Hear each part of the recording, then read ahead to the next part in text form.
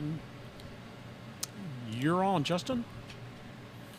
Good evening and welcome to the North Georgia GMRS Regional Net. Tonight we're live in Studio Vanguard. We're linked in with the following repeaters. Anybody know what repeaters we're following? Do I need to look that up? We've got a list. I've got it right here. We've got a long list down here. The wide world of our repeater coverage tonight includes Jersey, McDonough, Flagship, Columbus, Toccoa, Watkinsville, Lula, Rome, Peachtree, Noonan, Dallas, Zebulon, Ocala, Lookout Mountain, White Oak Mountain, Mount Roosevelt, Fort Mountain, Ottawa, Cades Cove, and Georgetown. Yeah, I'm glad you did that because I would have read all the cores and all the studio nodes. Where's my script at? Tonight, our RF coverage encompasses approximately 41,000 square miles. Just ask your mom. This net takes place every Thursday evening at 7:30 p.m. I'd like to thank everyone who's made the North Georgia GMRS the most expansive and active GMRS network in the country. Your net control tonight is Atlanta 946, WQIR 514. My name is Justin. And WQIR 514, Atlanta 947. My name's Julie. And WSAL 368, Atlanta 263. My name is Rogers. And WRUB 711, Atlanta 519. My name is Gary. And bringing up the caboose, this is WRWM 344, Blue Ridge 63. My name is Mike. It says David on his cup, so I'm not quite sure. He may be an imposter tonight, but you can talk about your day's activities, radio equipment, or anything you think we'd like to hear. This is a family-based network, so we encourage you to get your family involved. Guest check-ins are welcome from anyone with a valid FCC call sign. Once the floor is open, it is permissible to address other members of the net by their name or tactical unit number. Your FCC call sign is only required when you sign in and sign out of the net. Also, you can tune in to our YouTube channel and follow along. Or even better, tune in after the net and watch your appearance on the network. You can hear how you sound to us right here in Studio Vanguard. Be sure to like and subscribe and leave a comment so we know that you are watching. These interactions mean the most to help our new channel grow. And if for any reason tonight you lose us in repeater coverage, we will be on the YouTube live stream. So that's your emergency backup. What's our topic tonight? Emergency backup. Well, look at that. Now look at that. So backup power specifically is our topic for the evening. But with that in mind, Julie, do you have any tips? I do. All right. We have had some major weather events here lately, and due to this, we wanted to revisit the topic of emergency power. We have all heard it said time and again how important it is to ensure that we have a backup plan for the unexpected. Most of us have pretty reliable commercial power service, but what if the unexpected happens? Are you truly ready? The most basic emergency power tools we have are our HTs. Further, engaging in the Friday Night at 9 Simplex Challenge can confirm what our handheld radios are and are not capable of if the what if occurs. By exercising our radios for simplex contacts, we learn a lot about line of sight and propagation. We learn how to get that extra bit by holding our radios properly and by remaining still while we transmit. All of these things can help us be better operators when using a repeater, and this is one of our best tools if we encounter a power failure, especially if it turns out to be a long-term event. Another means of emergency power operation can be a mobile radio installed in a vehicle. Capable of more power, and often with a better antenna, a vehicle-mounted radio can be a great alternative station when the power goes out. Just as simplex operations can be important, Learning where your mobile radio operates best can ensure that your emergency power plans will be effective when the what if happens. Spend some time and learn how well your radio works in your driveway, down the street, or across town. Let me break. The next consideration for emergency power is a battery backup on your base station. Most base stations are just mobile radios running off a power supply plugged into the wall. Adding a car battery is a simple way to get that station on the air when the plug is dead. However, there are some important things to consider. A conventional car battery can vent dangerous gases if it's overcharged, and typical power supplies are not designed to serve as battery chargers. Some commercial supplies are designed to charge a bank of batteries and fail over to them if the power goes out. These can be pretty expensive unless you find one at a hamfest. Sometimes you can use a battery in the garage or on the riding lawnmower or just pulling one out of a car. Simple. But have a plan. Make sure you know what you're doing and have all of the connectors and parts available before the what if event occurs. Another important consideration is that your radio will be able to receive for days, but transmit will need at least 12 volts. As the battery depletes, the radio transmit performance will degrade. It might be important to have a solar option for recharging batteries. Lately, we've been seeing these adapters for our power tool batteries combined with a buck converter that can be used to power our radios, charge our phones, etc. The best option for emergency power, though, is a whole house generator with an automatic transfer switch. This can be an expensive option, but the best and safest way to ensure your essential devices will have the power throughout the what-if event. Since the whole house is backed up, things like heating and air conditioning, lighting, TV, and refrigeration will be backed up as well. By far the most comfortable what-if scenario. These are just a few of the preferred practices of North Georgia GMRS members, and these procedures are how we become the best operators on the nation's largest, most advanced linked repeater network. And if you have any questions or suggestions for new user tips and operating procedures, send me a note at julie@nggmrs.org. We are North Georgia GMRS Network, and this is Atlanta 947 WQIR 514. My name is Julie. Good night, everyone.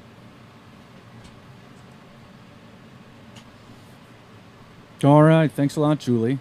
Some good information in there that we'll expand upon throughout the net, and also hear from folks on their own solutions. What's next? Should we jump into announcements? I've got a few. They've given me a whole new list of announcements.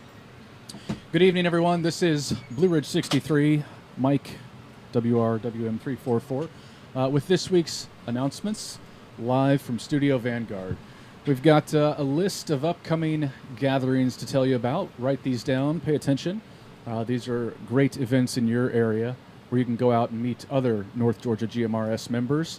If you're a guest or thinking about becoming a member, it's a great way to get acquainted with folks in your area. This first one is for the Kennesaw Gathering. They'll meet for lunch on Tuesday, April 8th at noon at the Old Town Tavern and Grill on Cobb Parkway. That's around the block from the McCollum Airport.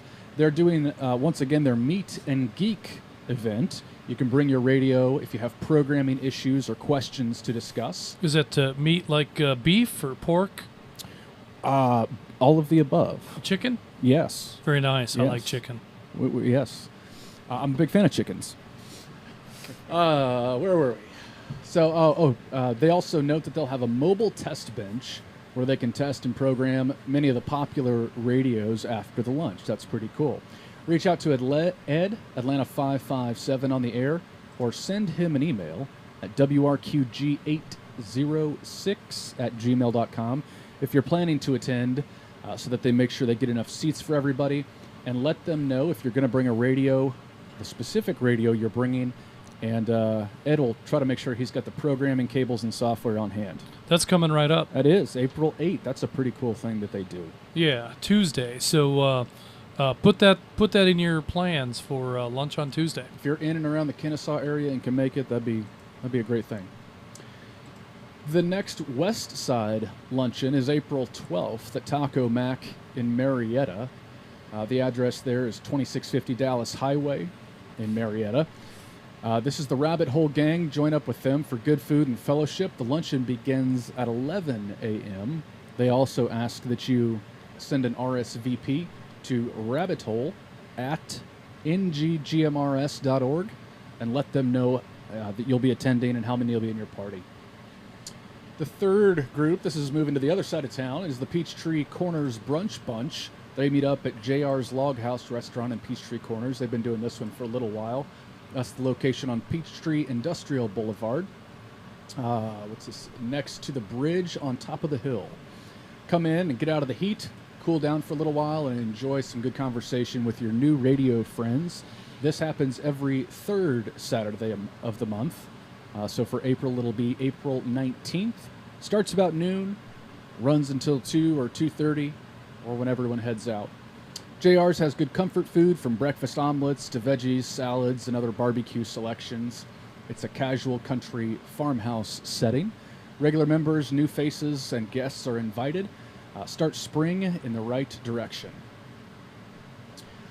And then, of course, wrapping up the end of April, we've got the Smith Family Picnic on April 26th. What does this say? Chicken Station Way? Yeah, I'm not sure what happened. Somebody got into our script. That could very well be. It might have been me. I don't know. Let me break. Blew that timeout timer. There's more on the cookout farther down in the script. Maybe we'll just go a little further. It could be down. that there's chicken check-in. There might at be at the barbecue. Am I expected to bring some of my chickens? It could be. It could be. It says April 26th at the chicken station. All right. We'll come back to that one.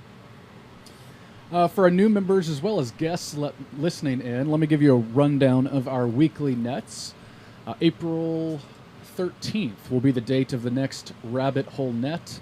Early check-ins for that start at 7 p.m. and the net begins at 7:30.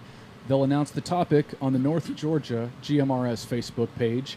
In general, this net is focused on preparedness, gear, emergency planning, and other related topics. This past week, they talked about emergency radio communications, so it's kind of fitting that for tonight's topic, we're talking about emergency power.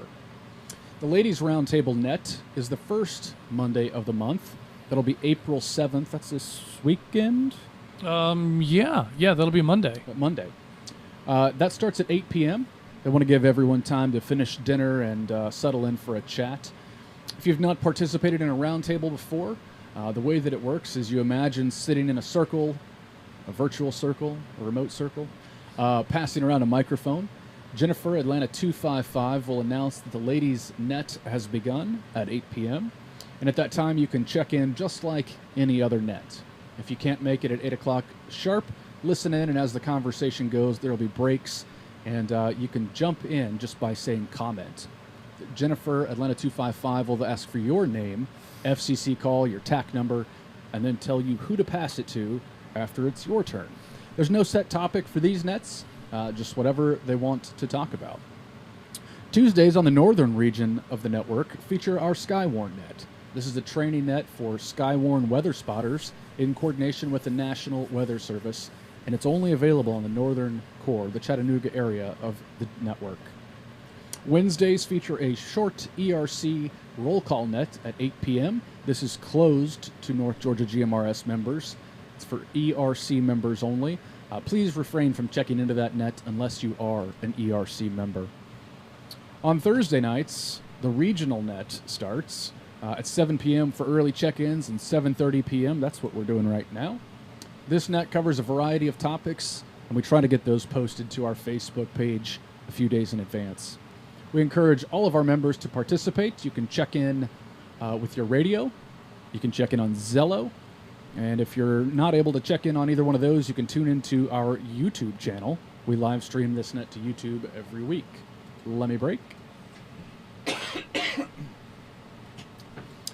And then on Friday nights, there is the Friday Night at 9 Simplex Challenge every Friday night that starts at 8 p.m. The group meets up on the Monument repeater before breaking out to separate GMRS Simplex frequencies. The hosts for that net, Dana, Atlanta 250, and Jonathan, Gainesville 58, will guide you in a net to find out who your Simplex neighbors are.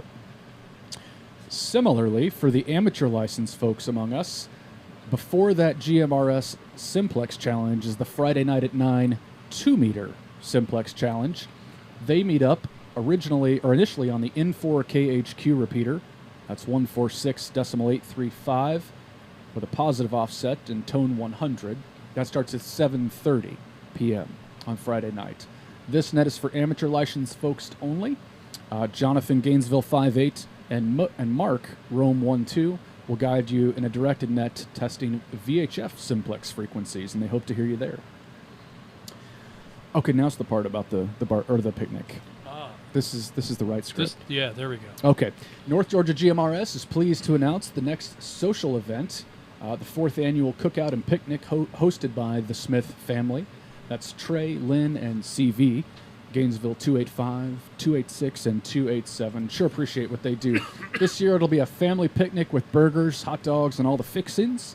The date planned is April 26th. That's a Saturday. And the location is our flagship repeater site. We plan to eat at noon, and parking will open up at 11 a.m. That event is outdoors, so we do have 2 rain delay dates, and it's the following 2 Saturdays, May 3rd and May 10th. If it gets rained out, we'll bump to one of those days. Keep those days in mind just in case. I'm told that porta potties and a hand washing station have been arranged. That's what I understand. That's good. Yeah. That's good. The plan there is to present tours of the flagship repeater location and also share a presentation covering the site history as well as some notable history on the network. More information will be available on our Facebook page.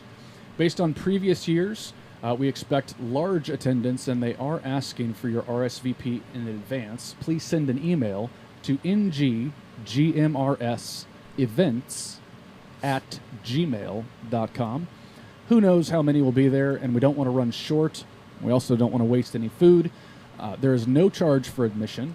We just want you to be able to show up and visit with your North Georgia GMRS friends and family.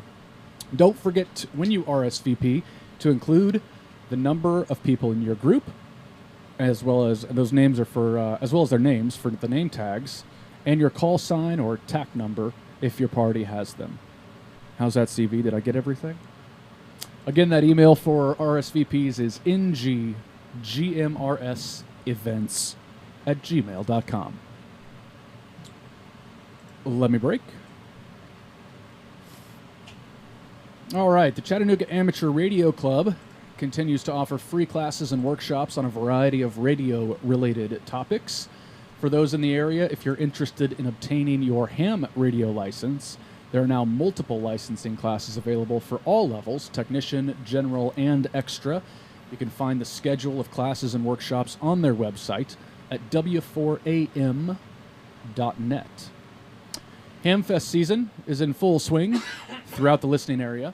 The ARRL website has pages and pages of area Hamfests throughout the Southeast, so that if you miss one, you'll be able to find the next one soon enough.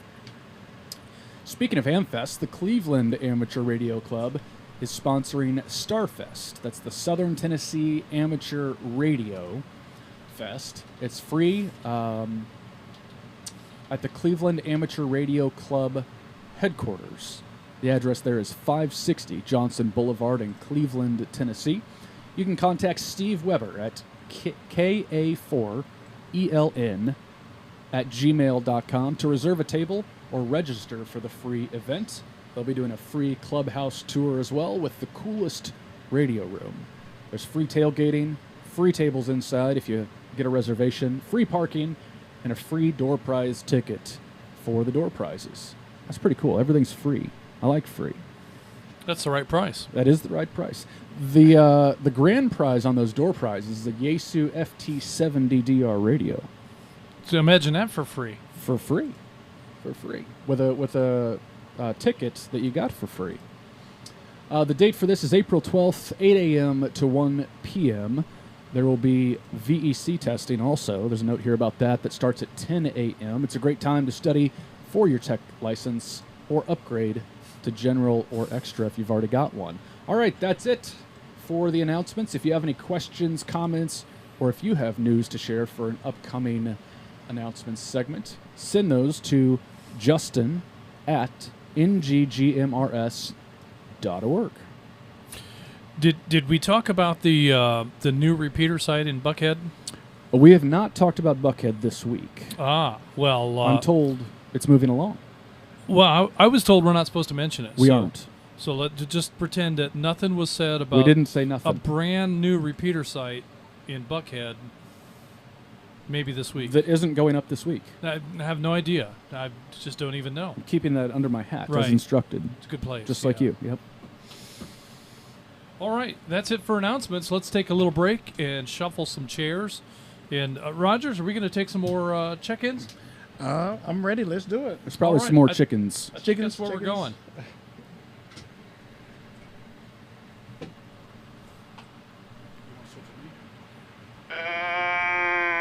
Get on that PTT so we don't have to listen to that. Faster. This is WRKK 629 Chattanooga 84 mobile. Just check me in and out. I'll be listening. Take control. All right. Let's go ahead and take check-ins for tonight. We'll start with Zello check-ins. If you're using Zello on your mobile phone, the Zello app, please call Net Control for check-ins now. If you're using a radio, please hold your check-ins. We want to give the Zello folks time to get their check-in without interruption. So Zello users, please call Net Control now. All right, where'd that come in?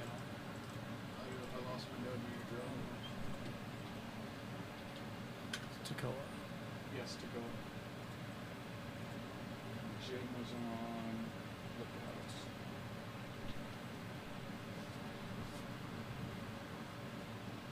And where's the log again? The log.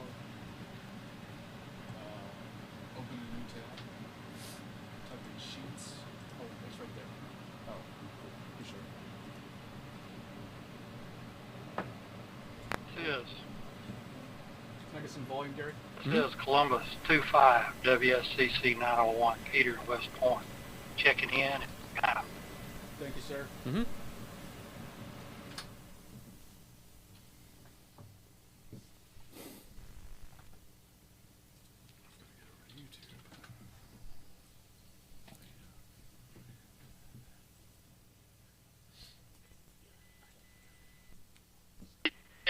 Boom 27 UC 65 checking in and checking out.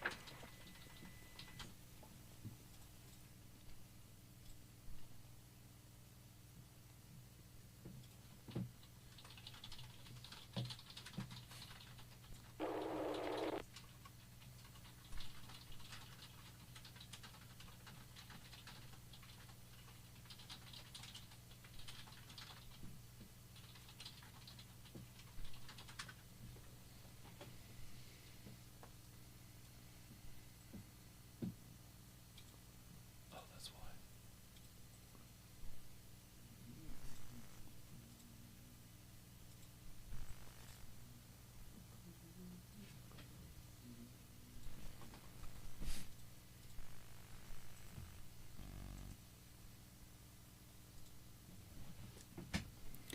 All right, we'll go ahead and acknowledge those check-ins that we heard.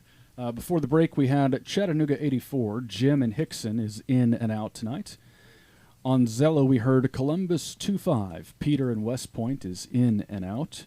And Rome 27. Terry in Menlo is in and out. There's also a string of YouTube check-ins that I will work to get to over the coming minutes. But in the meantime, let's go ahead and open up for RF check-ins from any repeater other than Flagship. Any user on any repeater other than Flagship that wishes to check in, please call Net Control now.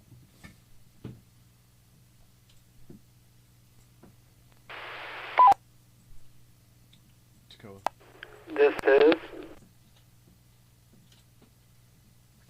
This is Chattanooga 97 WRUZ 979 checking in and out.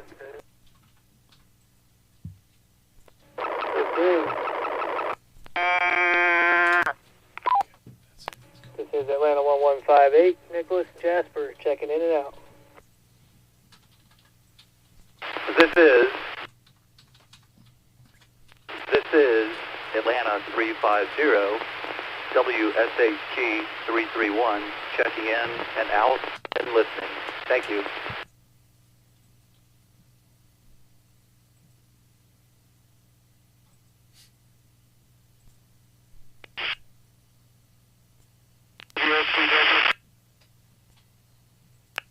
Checking in and out. I didn't get that. Anybody? Okay. Atlanta 177, WSEL 241, checking in and out.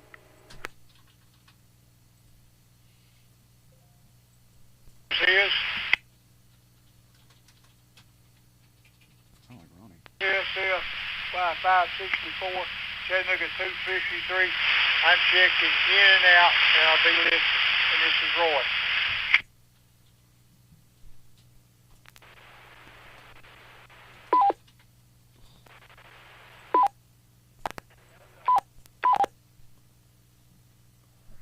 Drop Flagship.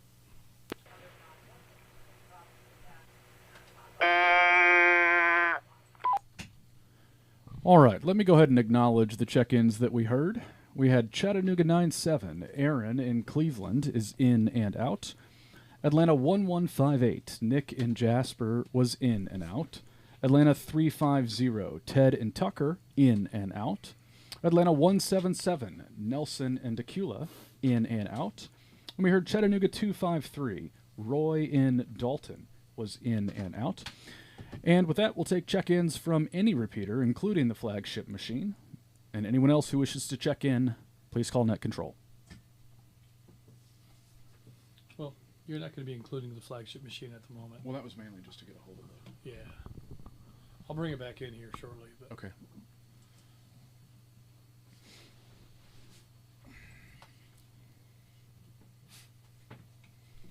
all right, let me have this next line. You want me to leave you a few for you too? Well, it looks like the same people. 379, do I have him? I don't have 379.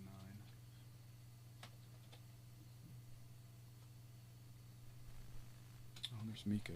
WRYQ727.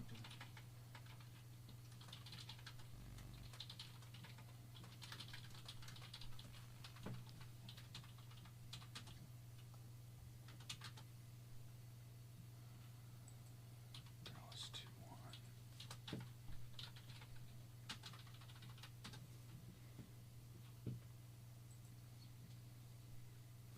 We have Wyoming in the roster. That's pretty cool. Wow.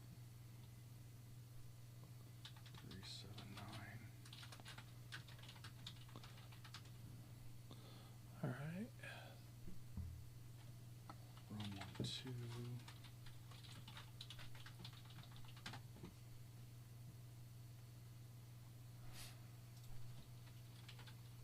WSFB 816. That's Daryl. All right, you're all caught up while I'm still trying to figure out who's next. Lynchburg City. All right, I'm going to bring Flagship back in. Okay. Should we acknowledge that? Yeah. Just say Flagship users call? Yeah. All right, Flagship users, if you'd like to check in, please try your check-ins now. I think I'm getting pretty close.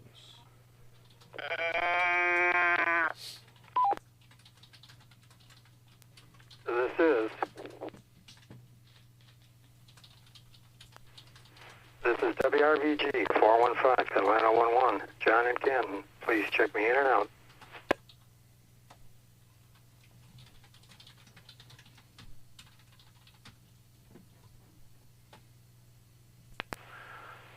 This is.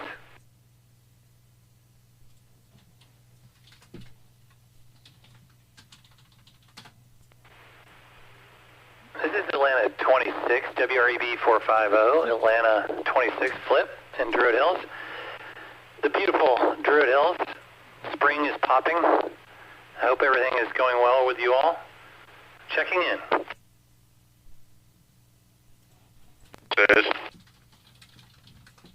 This is WRXH279, Chattanooga 118, checking in and out because I'm driving.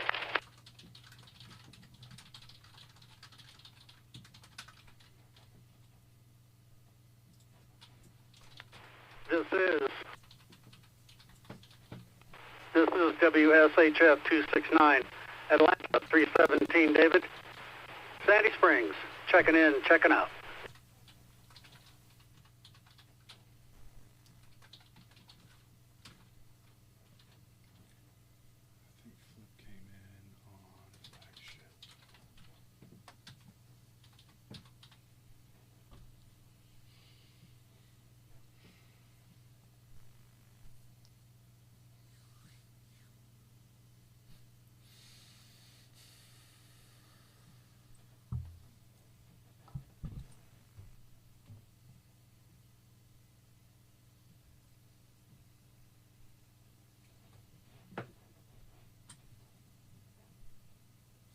All right, I think I'm caught up. All right. Rogers, you want to acknowledge these, or do you want me to do it? You can get around there. This I is did a few earlier, so All right. we can toss it back and forth. this is WRKS Atlanta 907, Eddie in Kennesaw, short time.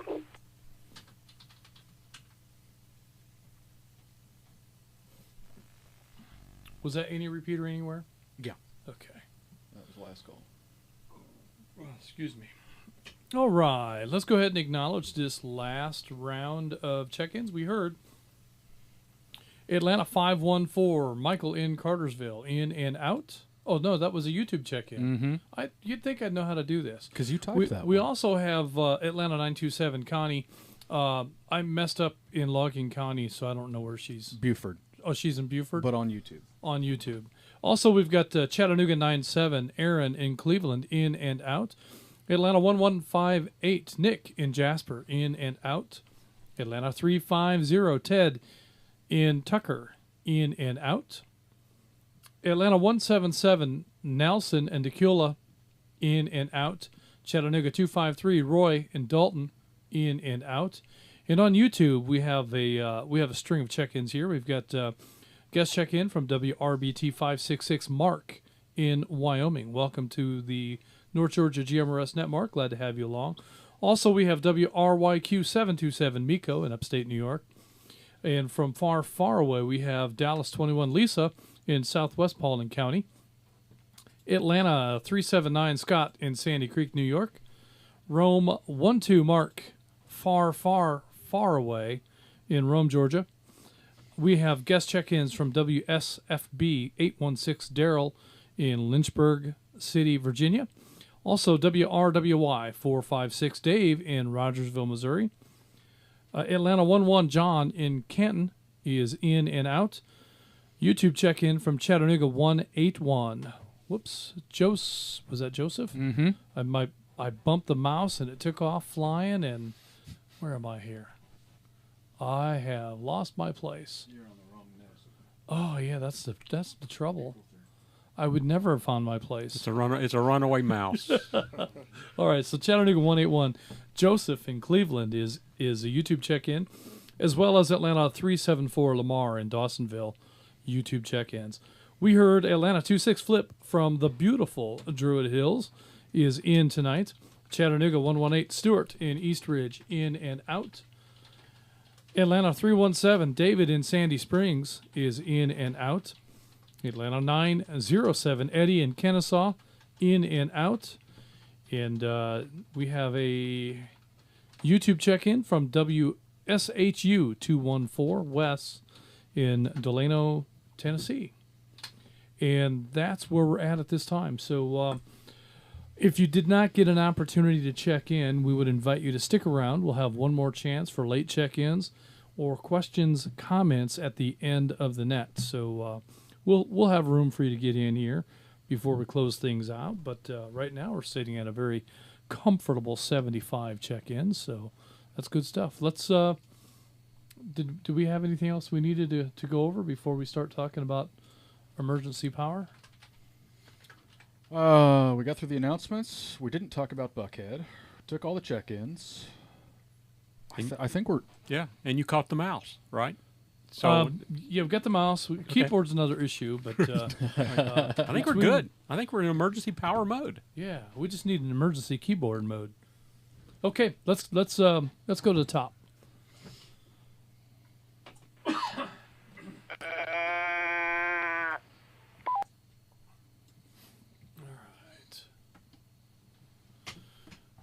All right, looks like Nick in Oakwood is going to be our first on the roster tonight. We didn't get an in and out on him, but let's give him a call and see if Gainesville 420, if Nick is listening. He might even be operating on emergency power as we speak. You never can tell, but Gainesville 420, Nick, are you there?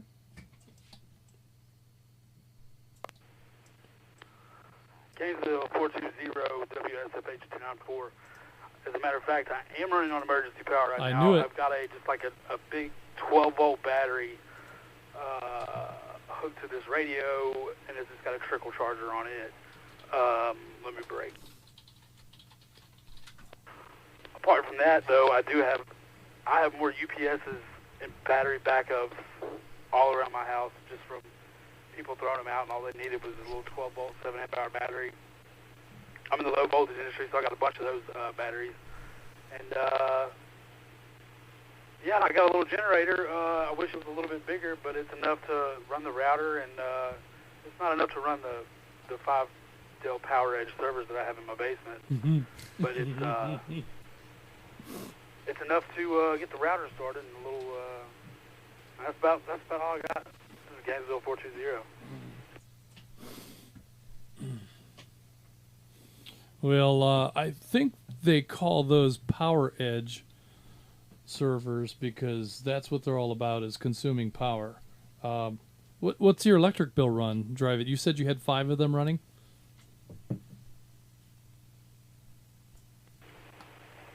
That is correct. My power bill was not too bad. It was like this month it was only about $200. Last month it was about $4. It was $4 something. It was that's a little outrageous, but yeah. No, yeah, I tell you, a $400 power bill would make me think strongly about becoming Amish. I'm working on it. I'm almost there. but yeah, I you know, there's a need for some NAS high volume storage here, and I've been kicking that around. But I mean, the little 28 terabyte NAS box that we've got runs off of a little 12-volt brick. So, I mean, yeah. In terms of power consumption, I think that's pretty affordable. So, I may not even pursue. I mean, it really had designing the studio. That was one of the things we were thinking about, was having some server space for some high capacity storage. Right. But I don't know. I think the NAS route is going to be the way to go. It's just a couple of large hard drives, but they're large. Yeah. So I think that's what we'll do. Is we'll just. But what do you run on your servers? Do you have applications and cloud-based stuff that you're running on that, or you just Maybe it's had media. access to them and thought it'd be cool to set them up?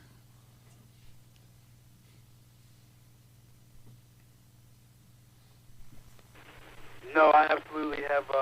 I have 2 of the one of the servers, the 610. I've got an R610, which is the thin one. And all it does is run my hardware firewall. So I got the AT&T fiber that just goes in. I don't rent their router or nothing. And then from there, I've got 2 ESXi clusters and a Proxmox cluster.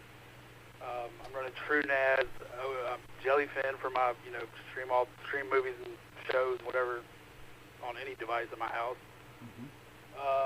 Running Unify controllers, containers. I mean, as a hobby, virtualization is a pretty awesome deal. The power bill is the only thing that sucks. But yeah, it's a hobby. I love it. It's a hobby, but it sounds like a data center to me. Yeah, right. Well, and go ahead. I was just going to say, hobbies can get expensive, don't we know? Oh, right. I mean, you throw radios in on top of that, and he's probably just about broke. But, Nick, we may have to have a couple of conversations because, an alternative to the AT&T router, I've got fiber here as well, and the alternative to their router is something that I'm very strongly looking at. So I'd like to get a little bit better throughput than their router. Their router is just... You have fought that thing for as long as I can remember. It's a very consumer-oriented router, and if you're doing very consumer-oriented stuff, it's not bad. It does require the once a month or maybe every couple of weeks a reboot, like I think virtually all routers do. But then there was that reboot that cleared all of your settings. Well, that was factory reset that they conveniently did. Through the chatbot. Oh, that's what it was. Doing me that large favor. So, yeah, I do need to find a way to migrate off of that. So we might need to talk. But so you're running a trickle charger on a battery, and when you said 12-volt power supply in your radio, I assumed you're going to talk about the 12-volt power supply that comes from the F-150, because that's what my backup power is. Right. We've actually run the net. We had trouble with the net one night and had to abandon the studio and run out to the truck. And get into the network from the truck. So that was a standby path that was utilized on one occasion. But you've got probably a deep cycle battery on a trickle charger.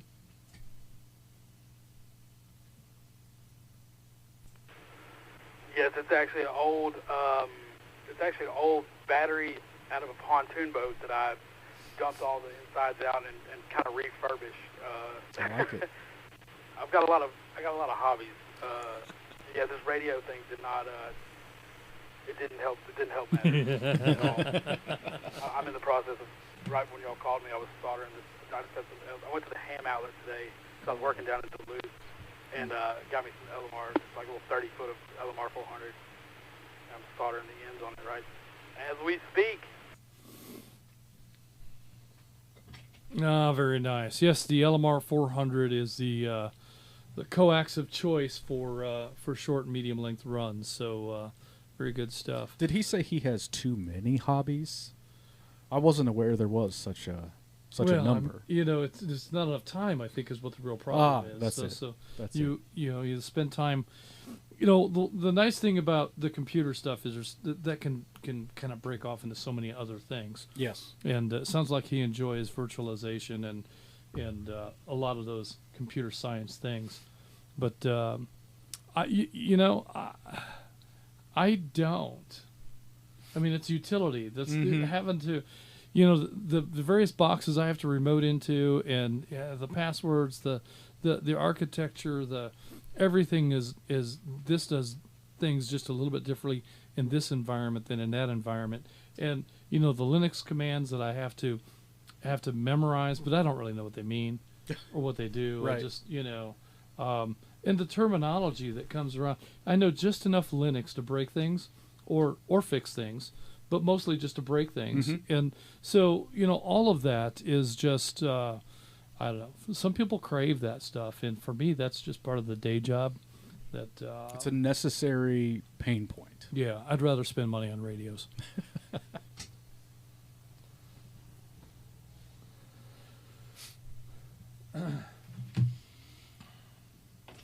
Well, Nick, thanks for checking in on emergency power. It's not really required, but that used to be. We used to do an emergency power net 4, 5, 6 times a year, and that was one of the practices. Was during an emergency power net, it was customary to check in using emergency power. That way, you could test your system. We would probably serve the community well by doing that more often than we do, but we can only talk about emergency power so many times, and we pretty well know what everyone has. But I think it is good that we get into it from time to time, because there's lots of new people out there. And well, actually, I think it was last week or the week before. We on Friday night Simplex, we had a low power net, and on the first frequency, it was either HT, or if you had a mobile, run it on battery power and be on low power. So okay. We did practice that in Simplex recently. It's an important thing to know what your capabilities are, and especially in an exercise like Friday night, because you get the opportunity to exercise, in that environment, knowing that there are people available that you can bounce signal off of and get a response and get a quality signal assessment. So, and it's just good practice in most cases to run the minimum necessary power. Right. But in many cases, I'm not messing with power button on my radios in the truck. They're whatever they are is what they are, and when I call out, if somebody tells me I've got a really good strong signal, I'm like, oh, yeah, that's what I'm all about. Right. I'm guilty of that. I don't change mine. I'm not thinking, oh, well, if my signal's that good, maybe I can turn the power down. That's not something I'm going to process while I'm driving down the road. It's enough for me just to talk on the radio. So, yeah. In the amateur world, we do try to exercise that more diligently, running the minimum necessary power. You don't want to be running hundreds of watts when 30 or 40 will do, because that disrupts the band for people that are maybe outside of that communications path that you've just established. So we do want to be a little more careful about power levels in amateur radio. In GMRS, we're allowed 50 watts. It doesn't say 40 if you can get away with it, or 20 if if you're close enough. It just says 50 watts, and if that's what we're licensed for, then generally that's what I'm going to use. Yep. Well, good stuff, Nick. Thanks for your participation tonight. Glad that you were out there. And let's move on to Chattanooga 260 Colt in Dalton. Colt, we didn't get your in and out, but we're going to call on you anyway just to see if you are there. This is Chattanooga 260. I'm here, sir. Can you go give me that question one more time? Over. Well, we're just talking about emergency power, and wanted to know if you had any emergency power provisions, or if you're operating on emergency power now. That is correct. Working on, I've got 460 milliamp hour mobile batteries, or lithium 3-4 batteries, that are hooked up to solar for my pace plan, I guess you could say. We're running 2 Honda EU 5000 G's that will make it 2,000 that you can merge together. On top of that, I've got battery backup in the house. So I could pretty much hold my own there for a couple of months. The main thing there, though, is 72 hours to 96 hours. What you're planning to work.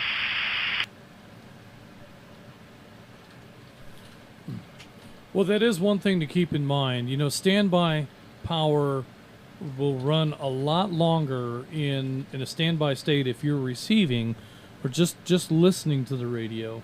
When you key up, the power demands change, and that will consume your standby battery much more rapidly than if you're just listening. But another good plan, if you do get into a situation where you're running on emergency power for an extended period of time, and this is something they talk about quite a lot on the Rabbit Hole Net, is the 333 plan, where every 3 hours you come on the air for 3 minutes. Yes. And you monitor. Maybe you call out, but you keep your communications on that schedule, on that rotated schedule, so that you don't have to run your radio and run your batteries down all day long monitoring in case somebody calls. So if you're organized enough that you're in a situation where you're going to be on battery power for an extended period of time, you might think hard about transitioning to the 333 plan, where you come on every 3 hours, listen for 3 minutes, maybe throw your call out there, see if anybody needs any help, or maybe you need something, running low on fuel for the generator, whatever that might be, and maybe somebody can help you out with that. So the 333 plan is definitely something to take a look at. If you're joining us on YouTube, Rogers has found a good graphic that you can take a screenshot of, save that to your phone if you want it as a reminder. But it's meant to be every 3 hours for the first 3 minutes on the hour using channel 3. I suppose channel 3 might mean different things on different radio services, but like on amateur there is no channel 3. But GMRS channel 3 is a lower power channel, a non-repeater channel, so you need to bear that in mind as well. Yes, absolutely. And I think that's a great graphic. I didn't know that it was also channel 3. You might modify that, when you're talking with folks on Friday night, work that plan out so that it works best for you. I don't know if channel 3 is a good option. Maybe it is. Maybe it's just fine. But work out with your simplex neighbors what your 333 plan is going to be, so that you know what to expect if you get into that kind of a situation. Good stuff, Colt. Did you have anything else?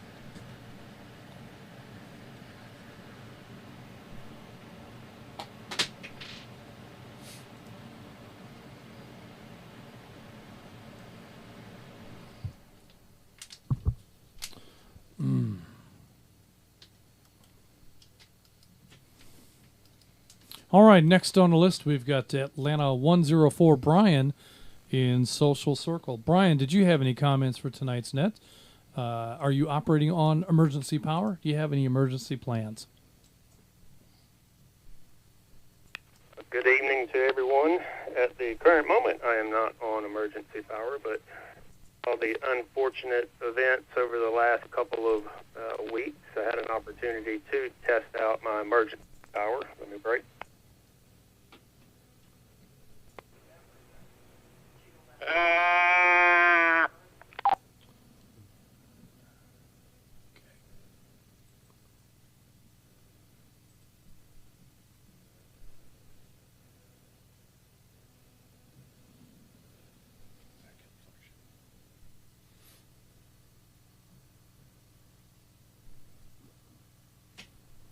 Go ahead with your traffic, Brian. Just ignore that.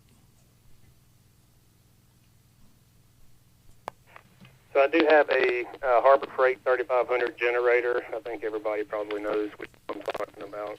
Super quiet, great little generator. I've had it for years. Secondly, I do have my solar panels. I have a solar charge controller, so I can monitor the inputs and outputs of what my batteries are doing. And this last weekend was eye-opening to see just how much usage I was getting out of my batteries. So, other than that, I just wanted to say thank you to everyone, North Georgia GMRS, for making the network as great as it is. And please always remember, the good outweighs the bad. Absolutely. I'm not sure who's got the key, but good stuff, Brian. And yeah, the battery backup is, generators are cool, but radios love DC power, and nothing is cleaner for a radio than than a lead acid battery driving DC power. So even if you've got generators to charge those batteries, that's always better and cleaner power than trying to run a generator to power a power supply. Sometimes those generators are noisy in RF noise, and I've experimented with cheap solar charge controllers, and what I've learned is you get what you pay for when it comes to charge controllers. As with most things. So the filtering is almost non-existent, and the RF noise is high. So if you're trying to play radio and using solar charge controllers, basically the way that those devices work is they're regulating voltage kind of like a switching power supply would, but they forego a lot of the filtering. What you end up with is a very, very noisy DC. And then when you plug a radio into that, you end up with a very, very noisy radio, and it really impacts the receive on that radio. So you end up with a radio that can't hear very well.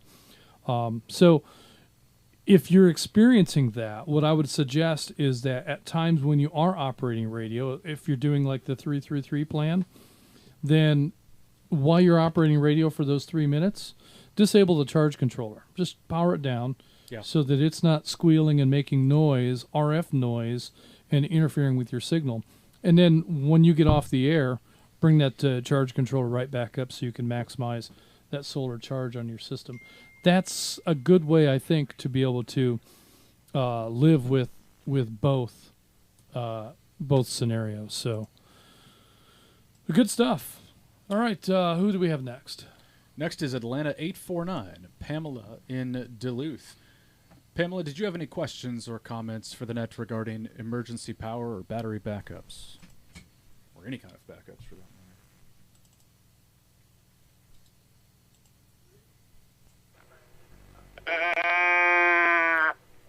Now he's on Lua. All right. Pamela came in on flagship, so she may not even hear us. Okay.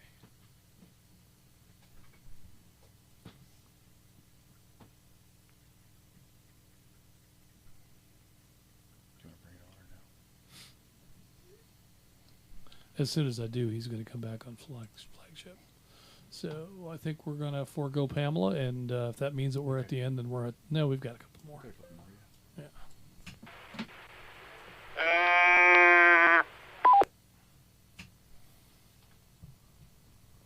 All right, let's continue on in the log. Next we had McDonough 21, Alfred in Stockbridge. Alfred, what questions, comments, or experiences would you like to share regarding emergency power with the net tonight?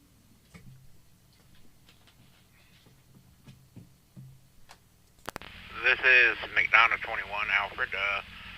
Currently, my backup plan is for radios or my HT, and I'm planning on getting a adapter so I can hook it up to the base antenna, which is the J-pole, about 33 feet up in the air.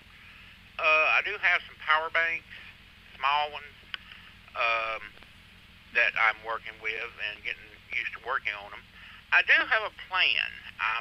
I want to see if y'all think it's viable.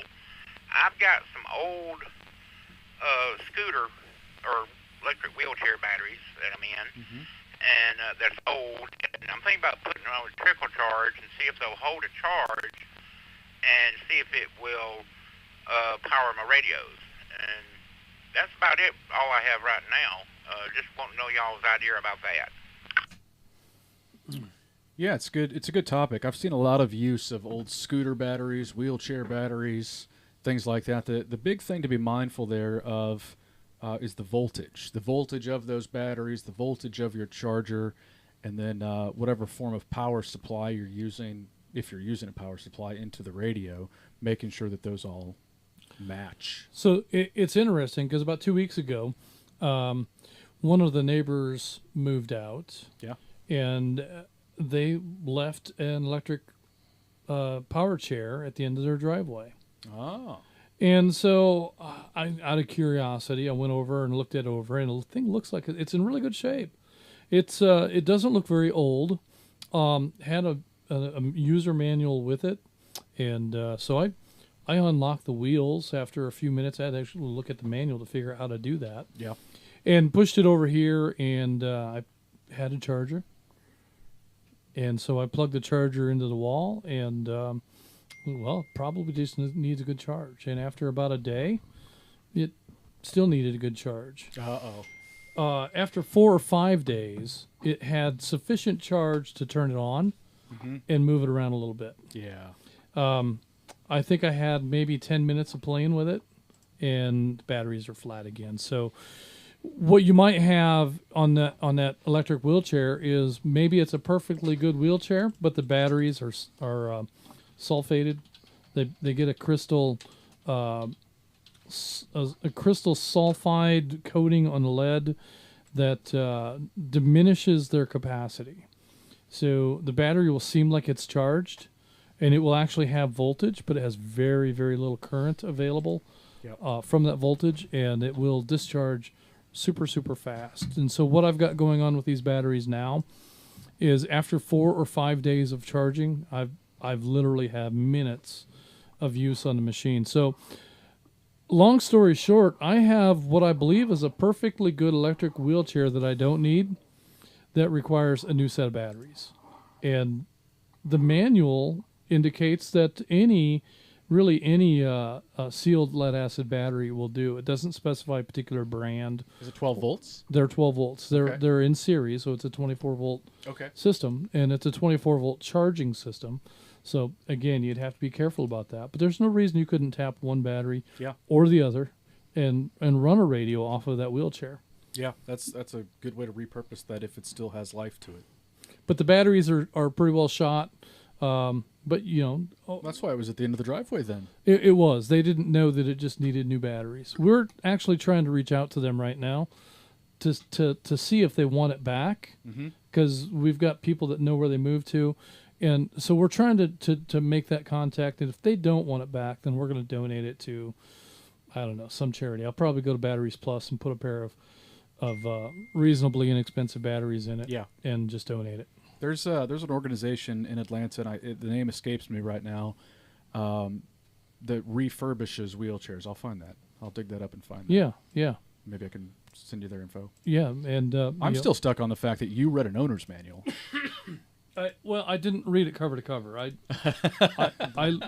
found the pictures that seemed like they were relevant to what I like. For instance, there's a graphic that shows you where the lever is to disconnect the drive. So there's one on each side. You pull that up. It's got little arrows that show you that you pull it up. So you didn't read it. You just looked at the pictures. For that part, I looked at the pictures. But for what they talked about for batteries, I was looking at the charging and the battery specs and all. I actually read almost a whole page. Oh wow! Okay, all right. Alfred, did you have anything else to share with us about your project?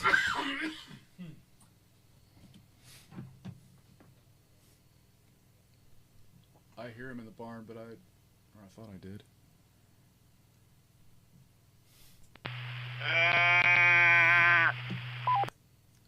That was Watkinsville.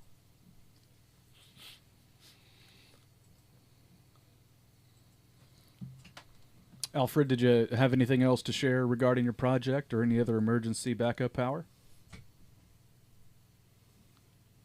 Oh, that was about it.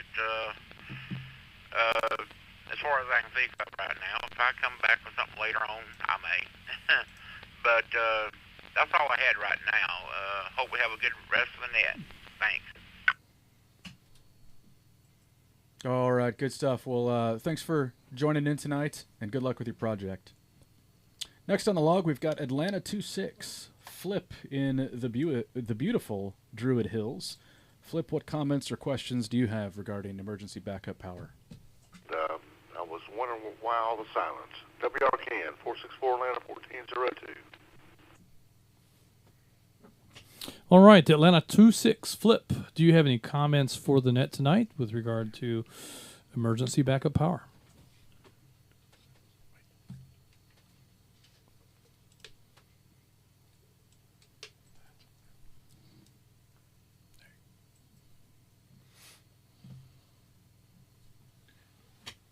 Atlanta 26.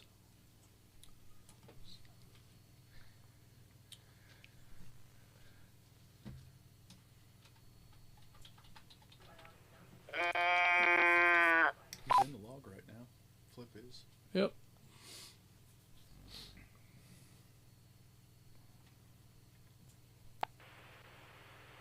Am I able to make the repeater? This is Atlanta 26. Yeah, we've got you, Flip. Go ahead.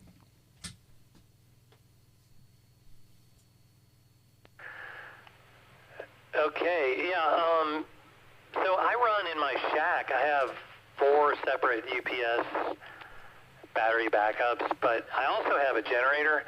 The generator is only able to, it's one of these portable, generators, so it's really only 25% of my entire house panel. So I have to be careful what I choose to run on it when I do, but I can do it, and I can run strategically, certain things that I want to do.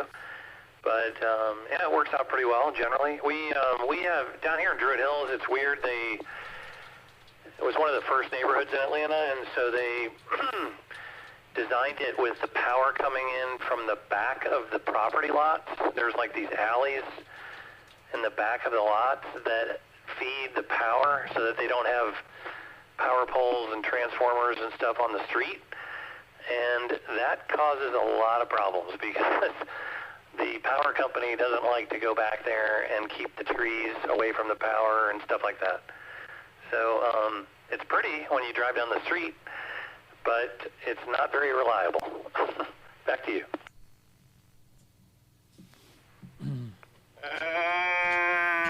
Flip.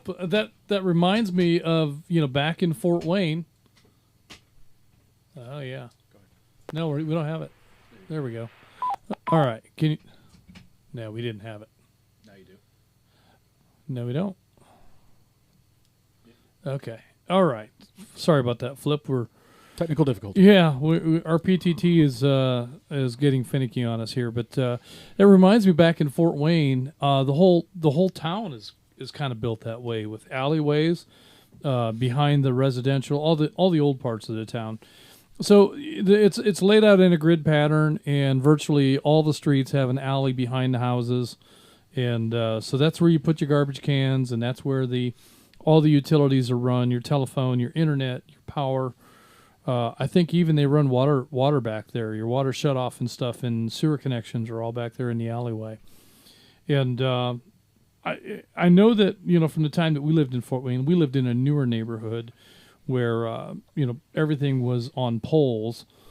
In that case, the poles kind of ran through, not really down alleyways, but they had easements, and so it was a grassed over area that you had to allow easement for any of the utilities to go back there. But I know that the power system in Fort Wayne was very much like that, in that if the power was out, it was out pretty much for the rest of whatever that day was. So if a squirrel got into the transformer, if a tree limb got into a line, whatever the case may be, the power was going to be out for several hours, if not the majority of the day. Here, it's very, very different. They've got a very different approach to providing power. Everything is on a loop.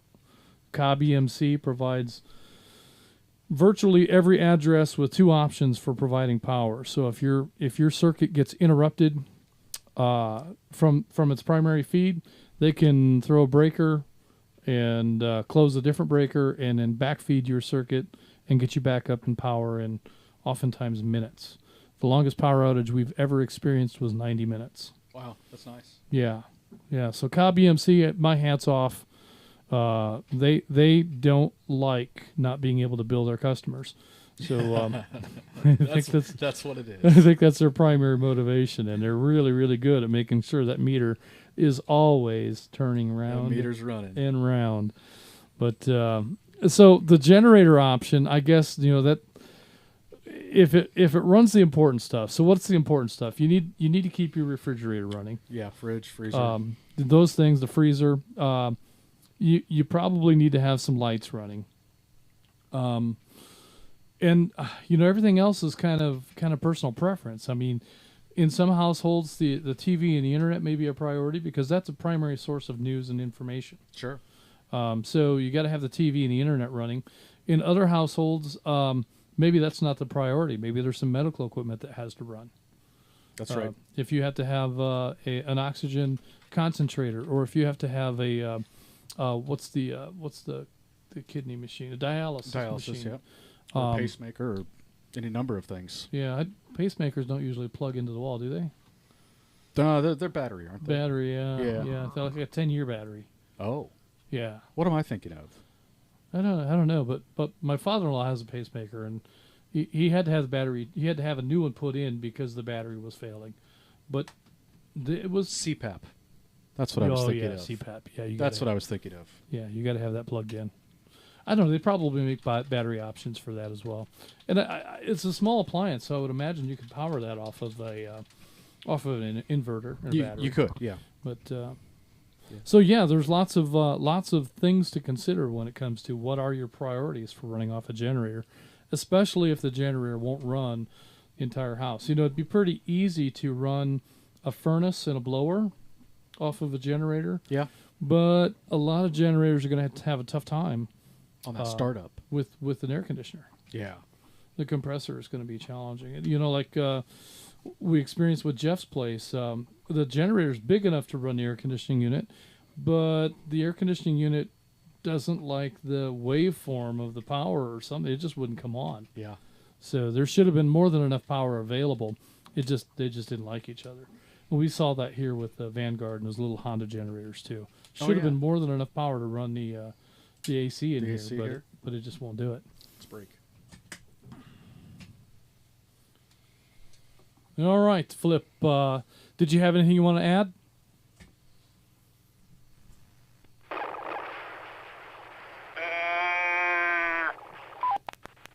Is probably priority number one, which also begs the question, why don't we use more of the stuff in the freezer?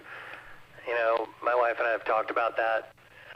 We probably ought to do that once every week or two. We pull something out of there and cook it up, you know, so we can go through that stuff. But otherwise, we run the freezers. We have a freezer in the garage, freezer in the kitchen, and then we have a freezer down in the basement. So those are priority number one, and then internet probably number two, and go down the list from there. Anyway, I wanted to mention also that I had a conversation with Atlanta 60 today, which was really great about a lot of things, but the Buckhead repeater that you guys mentioned, the cool thing about that, really cool, is they're going to run an iGate for APRS there, which is really awesome because very few iGates exist in town. In fact, I don't know of any. Most iGates, most people are able to get up to flagship and others around the outside of the perimeter, but that'll be really great. Let me break. Well, I'm going to actually give it back to you guys. You guys have a good night.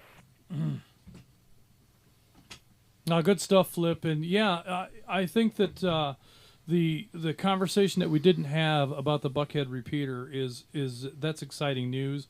And although we're not going to talk about it tonight, I think it's very cool that that coverage is about to happen, and we'll be seeing some phenomenal coverage in the Druid Hills area, which will give you an option to be able to go to a different repeater when the need arises. So that'll be a powerful tool for a lot of people.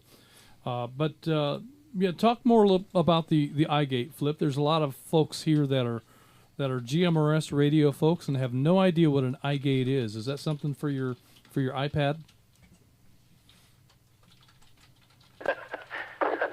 No. So in North America, 144.39, it's an amateur frequency, is the national frequency for APRS, which is Digital Automatic Packet Reporting System. And the iGates, so mostly APRS is a way you can send packets around through digipeaters, but some digipeaters, special digipeaters, have what's called an iGate, which takes the packet and puts it into the internet, which then is able to be read and used in other forms onto other websites and things like that. So that's what iGate is. Sorry, I thought most people understood what I was talking about.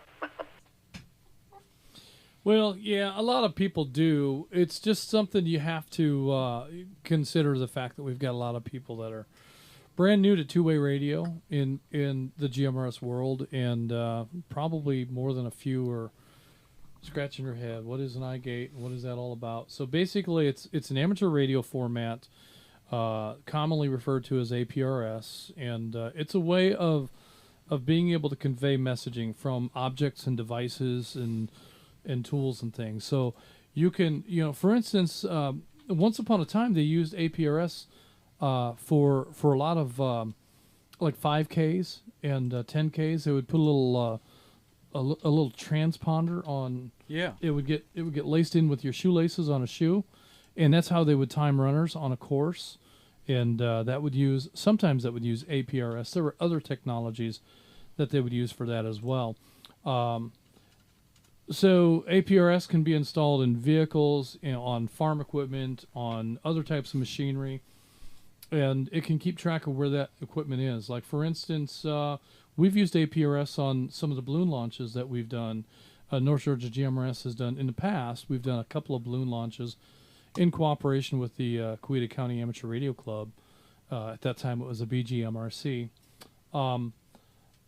That was some fun stuff to be able to track those balloons. And if you go to, I believe it's aprs.fi. .fi, yep. If you go there and you plug in a call sign for something like a balloon that has been launched, you'll be able to track that balloon as it travels around in the atmosphere. There's a couple different types of balloons that we commonly will launch. The weather balloon is one that will go, when you release that balloon will go up and it will travel a course based on the jet streams that it encounters, and it will change direction at different altitudes based on those wind directions at those altitudes. And oftentimes you'll be able to track that balloon and then recover the payload. So that balloon goes up until the envelope becomes so large that it bursts, and then it comes back down, hopefully with a parachute. And you can track that all the way down using APRS, and you can go recover that payload out of the backyard of somebody's place, or from their swimming pool, or from the middle of I-285, where the darn thing lands. You can go there and you can pick it up. The other type of balloon is something that they call a pico balloon. And a pico balloon is made out of a firm mylar material. And you charge that with enough either helium or hydrogen or whatever gas you use to make that balloon really firm and hard. And that's a balloon that can, in some cases, circumnavigate the globe. And I believe it's the North Fulton Amateur Radio League, their youth division, has set some records with pico balloons. Let's break. So APRS, excuse me, APRS is a really powerful messaging tool and data tracking. It's a good tracking tool. So APRS's basic function is radio to radio, or radio to a repeater. The iGate, back to what Flip was talking about, is the mechanism that connects that to the internet so that you can see that data more broadly. The station that receives the APRS message is then connected to the internet through the iGate, and that's what allows it to show up on websites like aprs.fi, for example, for some of that tracking. So you can use APRS, quote-unquote, offline, radio to radio. The iGate is what enables other folks outside of your RF range to interact or read your messages like that. So good stuff, Flip. Very good. And I think that brings us to the end of the roster. We've got some YouTube check-ins down there. All right. Well, let's take a look at... I got to get my log fixed here so I can see who's in. And there we go. Let's go ahead and acknowledge this last round of YouTube check-ins. We've got Atlanta 420 William in Roswell, Rome 11 Mark in Adairsville, Atlanta 355 Damon in Canton. We have guest check-in from WRWB 802 Larry in Colorado. We have WRWM 344 Blue Ridge 64. That's a familiar one. Yes, Melissa with 1S checking in on YouTube. And Atlanta 123 Jarius in Allenwood, also a YouTube check-in. Those are the check-ins we have at this time. At this time, we're going to open it up for any additional check-ins. Let me see if I can turn some more repeaters on, and we'll see what we can get here. They may only be on briefly. We'll just see how it plays. We'll play it by ear, right? But we'll call out for one last round of check-ins. Any questions or comments? Net Control, standing by. This is. That sounded like a Charlie Victor. This is. Gainesville 285, WRKN 234. I guess checking in and out. We're at the tail end of things, and by way of relay, Gainesville 286. Lynn, all in Murrayville, Georgia, checking in and out, and been monitoring some of the night. So anyway, y'all have a good evening. This is a comment, Atlanta 849.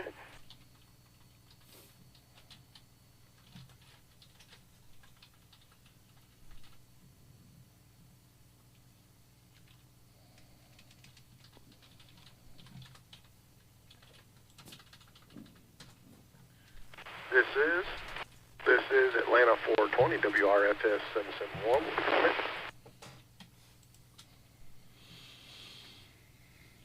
Got him up here. Thanks.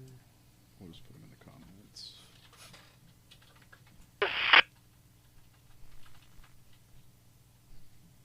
WSBW 497, chat 139, Robert and Ringo.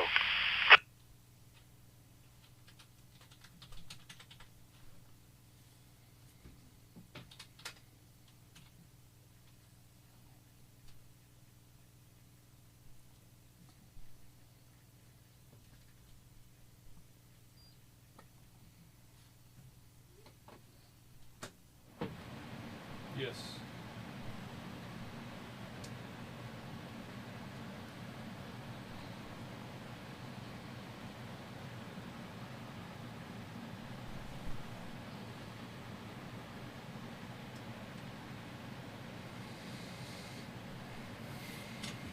All right, Net Control is going to go ahead and acknowledge what we heard. We heard Gainesville 285, Charlie Victor 2 times, CV in Murrayville, in and out. Stick around, CV, for a minute, if you will.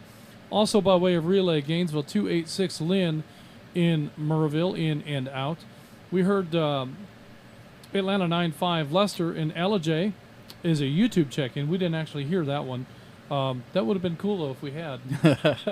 Maybe someday it'll go two ways. Yeah. We've got some ideas in our head to be more interactive with YouTube, so we'll see what we can come up with. But I'd love to be able to get some of the GMRS licensed users that are checking in with us regularly on YouTube a method of being able to participate on the air with us. So, especially those that are further away and would have no chance of RF making it on RF into one of the machines. Yeah, so Miko and some of the others there that are regular YouTube check-ins. So let us know what you think about whether you actually would participate if that were an avenue available to you. So something that we've got some options for.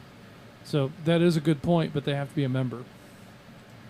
Next on the list we have Chattanooga 139. Robert in Ringgold is in with us tonight, and comments from Atlanta 849 and Atlanta 420.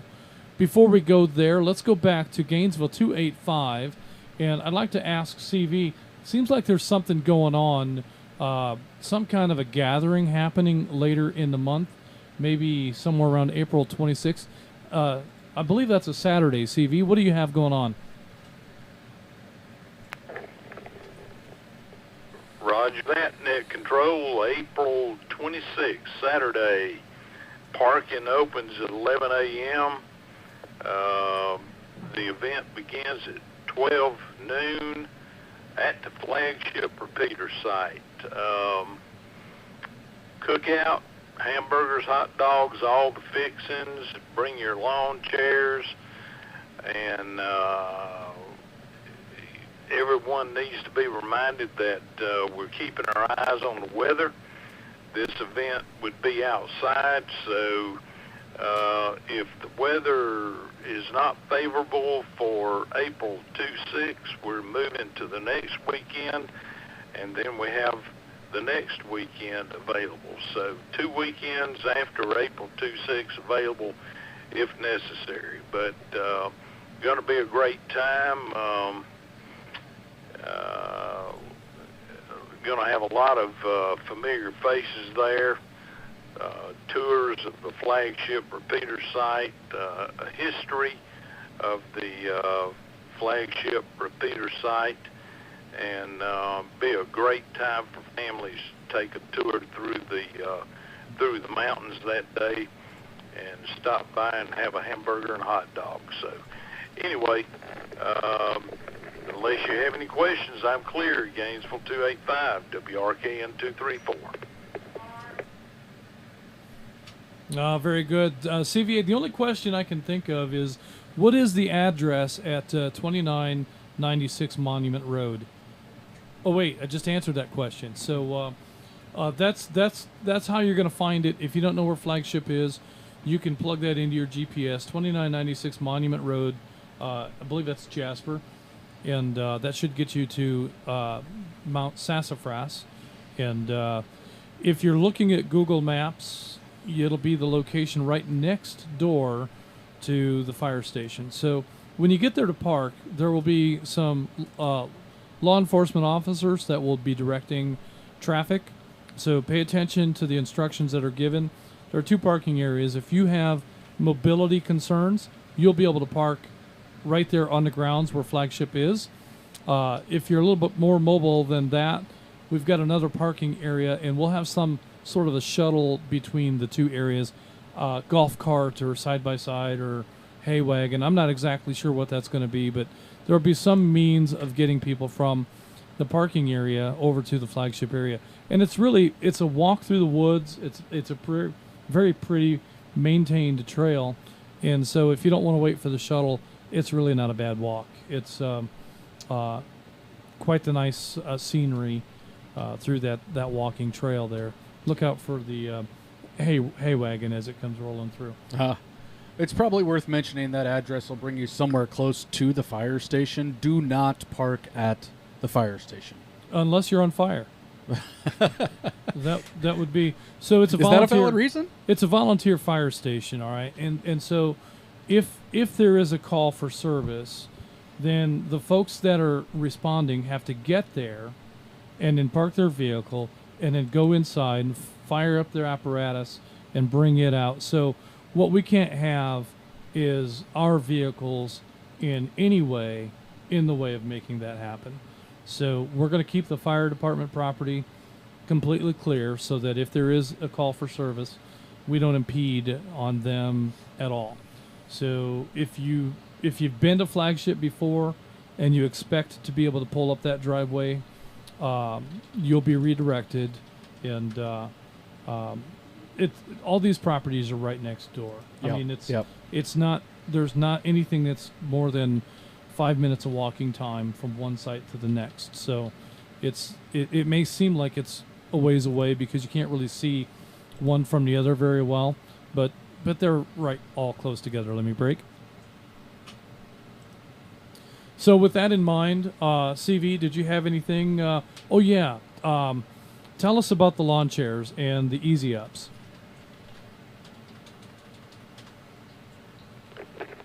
Yes, sir.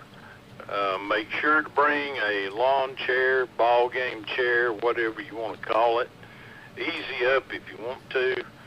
And we need reservations sent to the following email address: NGGMRS, as in North Georgia GMRS, events, EVENTS, @gmail.com. Names and TAC numbers if applicable. But Easy Ups, especially lawn chairs, please bring a chair. And that's all I have to offer. Gainesville 285, WRKN 234. Very good. So the lawn chairs, you got to bring. The food will be taken care of as long as everyone RSVPs. Now, it's important that we RSVP and indicate the number of people that we're going to be in our party. And we'd also like to have their names so that we can print out some name tags for everybody. That way when you walk around and you see somebody, you can see, oh, there's Gainesville 44. I want to go meet him. There's Blue Ridge 63. I want to stay away from him. Yeah. And that Atlanta 946, that guy's trouble. So you'll have that, easily identifiable label attached to people so that you can make smart decisions about who you spend your time with. And so the RSVP is important for that reason. The other reason it's important, we expect many, many, many dozens of people. 3, 4, 5, 6, I don't know. There's going to be several people there. A few. And we want to be sure you get your RSVP in before this whole thing caps out. I don't know what our fire marshal limit is this time. We might have one, we might not. But let's get our RSVP in before that window closes. And that just helps us in planning purposes too. So the reservations are going to close at some point so that we know how much food to go out and buy, and how many grills are going to be needed. That was a conversation that was going on today. So we need to know these things so that we can plan appropriately. We don't want to have 2 grills going and have people have to wait an hour before they get their food. So we want to be sure that we're well prepared for the right number of people. And so please RSVP, bring a lawn chair. If you have a pop-up or an easy up or whatever you call it, a little canopy that you'd like to use for shade, that's not a bad idea. It's going to be out in the open, and the sun does bear down on that site. So if it's not a cloudy day, it could be a little uncomfortable. So bring something so that you can provide some shade for yourself. And if you have any special needs, when you RSVP, let us know that you're going to need handicap parking, and or you need to at least drop somebody off. If you can drop somebody off and then move over to the other parking site, that might be helpful too. I don't know how many parking spaces we're going to have that are close access, but I think we'll have enough. And Justin, one of the highlights is the Vanguard tour. So well, I'm glad you brought that up, because Vanguard is scheduled to make an appearance at the picnic. We're planning on bringing in Vanguard. In the past, when Vanguard has gone mobile, we have stripped all of the video gear out for that, which makes setup challenging and time-consuming. This time, because we've made some changes to the video gear, I expect we're going to have minimal teardown and minimal setup, and I'm hoping to have Vanguard set up and configured just like it is for... Just like this. Yeah, so, this camera 5 shot will give you an idea of what you'll see when you come and tour Vanguard at the picnic. So there it is. Looking forward to seeing all of you, and you can come and tour Vanguard just like it is today, and see what it looks like to operate inside of Studio Vanguard. Dana will be operating as net control for the majority of the day, so you can check in on your way to the site and probably on your way home, and hang out with Dana on the air, Atlanta 250. So very good stuff. Thank you, CV. With that, I'm going to let you go, and we'll go ahead and continue on. We've got Chattanooga 139 Robert is next on the roster. Robert, do you have any emergency power plans or anything else you'd like to talk about tonight?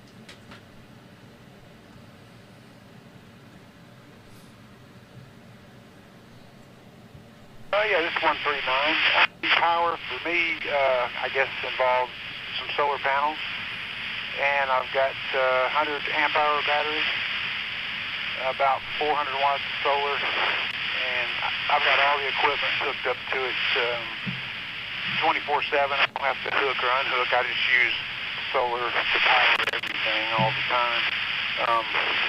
It never depletes the battery at all. I mean, very little, just I'd say 80%, 90% of the battery is full at all times.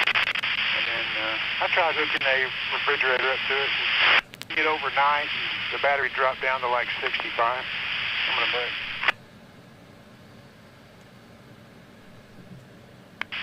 And so, yeah, that is what I do for backup.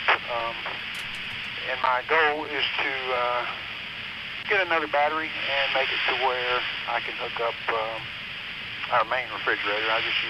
We're hooking up a secondary one just to kind of as a test.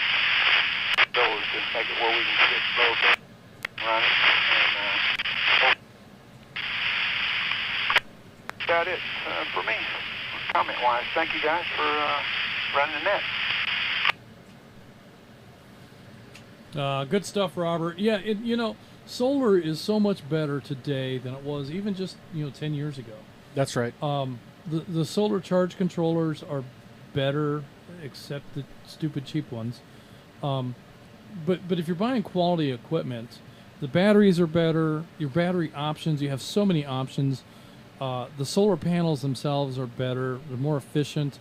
I've seen solar panels that are completely flexible, and you can lay it across a curved surface, and it will effectively produce power. I've seen solar panels that are just amazing in how efficient their efficiency numbers are, and the costs for solar have changed quite a lot over the last decade. So that's really amazing to me what our options are in that regard. But if you're living in a solar power world, and I look at some of the vlogs from YouTube of the people that are totally off grid, whether they're running in a camper, a van, or even if they're just off grid in a cabin someplace. And, these are people that are making choices about what they want to power. All right, so they're not running 55-inch TVs, they're not running large sound systems, they're not running big refrigerator freezer combos, and so that's something that we should also think about. Is if we need if we think that we're going to be in a situation where we need to be capable of running off grid, you don't necessarily have to run everything right to be able to be successful at being off grid. And maybe you can be partially off grid and still have your big screen TV and your sound system and your chest freezer and your other, your central air conditioner can all be tied to the grid. But if that drops off, those are not essentials. Those are conveniences and luxuries. But you've got a small refrigerator that you can move the perishables into. You don't have to move the beer into the solar fridge. You can leave the sodas and the beer and some of the stuff that doesn't have to be refrigerated. Just drink the beer, leave the sodas alone. That sugar's going to kill you anyway. Just put the stuff that you really have to protect in that smaller refrigerator that runs off of solar. And I think that if we make some smart choices, we can be successful in operating in an off-grid or semi-off-grid fashion. Are you semi-off-grid? Sometimes I am off-grid, not by choice. I don't believe him. I don't think you could drive a semi if you had to. Not by choice, but by forced necessity, because the power up around where I live, it chooses when it wants to show up. Today we had a power outage for absolutely no reason whatsoever that lasted, 20-ish minutes. So I do have a small solar setup that charges batteries that are connected to an inverter, and I've got that wired into the breaker panel at the house, and so I can power part of the house for a good long time, 24 plus hours, but I can't power everything. Well, and that's interesting too, because your priorities for choosing what to power over a 20-minute or a 60-minute outage might be a lot different than your priorities if you're looking at a 2-week outage. That's right. So that in that scenario, you have to make choices based on what the environment and what the experiences are. And you learn your capacity too, right? As far as what your batteries can power and for how long. So if it's let's break. So if it's a power outage in the middle of the afternoon on a sunny day like it was today, I don't bother turning anything off. The AC runs, the lights stay on, and I just keep working. I work in the middle of the day. And generally those outages aren't, they're 20 minutes to an hour. If we know that we're having severe weather coming through where I think there's maybe the possibility that it could be out for a full day or something longer, then I'm much more stringent about going around and turning everything off other than the 2 refrigerators, the chest freezer, and the internet. So you go around and you turn off the loads that you don't think are essential so that you'll have more run time. That's right. But then the kids come around behind him and turn everything back on. That is what happens. Undoubtedly. My kids can't turn a light off to save their life. It's the world we live in. Yeah. All right, well, very good stuff. Did you have any other solar powered stories that you wanted to talk about? Oh, I could ramble on for a while about solar and battery backup. What do you have there? So this is actually Blue Ridge 63's fault. This is you have one of these, don't you? Yeah. So he's got one of these, and I thought, that's what you got to have right there. That's the thing. So this is and it's got the Bofang flashlight too. Yes, it does. So this is a USB power bank, and it's got all the ports for you can plug in whatever you need to there. It's got C ports, and it's got a port you can plug into to charge this up from a cell phone charger. But if you don't have power from a cell phone charger, you can lay this thing in the sun, and it will charge itself. And so an afternoon in the sun will bring an iPhone to full charge. Yep. So the other thing I like about this particular device is that it's got the magnetic coupling charging on the back of it. Oh, you could just lay the phone on there. So you have to take it. It's no longer charging, but when you set your phone on here, it will charge your phone right from the device. It's not charging at the moment because it's not turned on, but that you don't have to fumble with any cords. Yeah, that's cool. So that allows that to be very, very convenient. It's not that big. It is bigger than the phone, but not by a lot. But it can go in a back pocket, a purse, a backpack, anything. So this thing rides around mostly in the truck. Yeah. And when I remember, I throw it up on the dash so that it can get some sunlight and get some charge. Top it off. But most of the time it rides around in the door pocket in the truck so that if I get into a spot, I don't even have to worry about cords. I can just lay the phone on it and it'll charge the phone up. It does have some cords that are built into it. I just don't even use them because I haven't needed to. Yeah. The wireless works fine. So yeah, and it's got the Bofang flashlight. So two of them. What could be better? And it's become a common tool. I mean, you can find them now at Home Depot and Lowe's. I mean, it's not like you have to go shopping for them. They are really common and just really worth the money. Some form of a battery bank, I think, is an important thing to have in this day and age because we do rely so heavily on these the ball and chain we carry in our pocket. Let's break. So with that in mind, you had some other toys for show and tell. Well, yeah, I brought a few. You'll benefit from this the most if you're watching on YouTube. But is that a camel pack? No, that's I don't know what it is. But when I think about emergency power, I think about it in kind of three. What would you call it? 3 categories: small, medium, and large. And I've got a battery bank too. This is the one I use. I run USB-C chargeable batteries on my HTs, and depending on your location, your circumstances, where you're at, and how long you're going to be there, that might be all the battery backup that you need.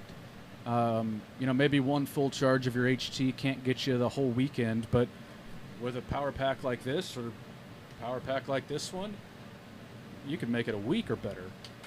Next level up from that, if you want a little bit higher power rig,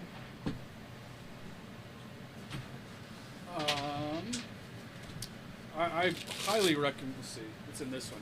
Highly recommend the lithium batteries there's a bunch of different brands out there, but this one is a BioWino. Let's see if I can show it. Bio what? BioWino. I don't know how to pronounce it. Oh.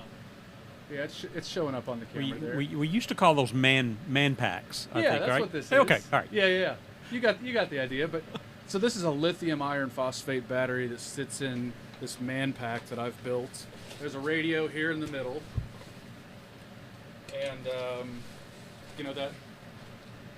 Yeah. Yeah, it's showing up. Yeah. So that radio is driven by a rechargeable battery, and that battery can charge on solar.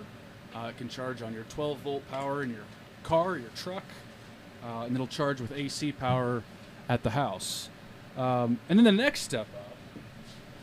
You're not going to drive your truck in Vanguard, are you?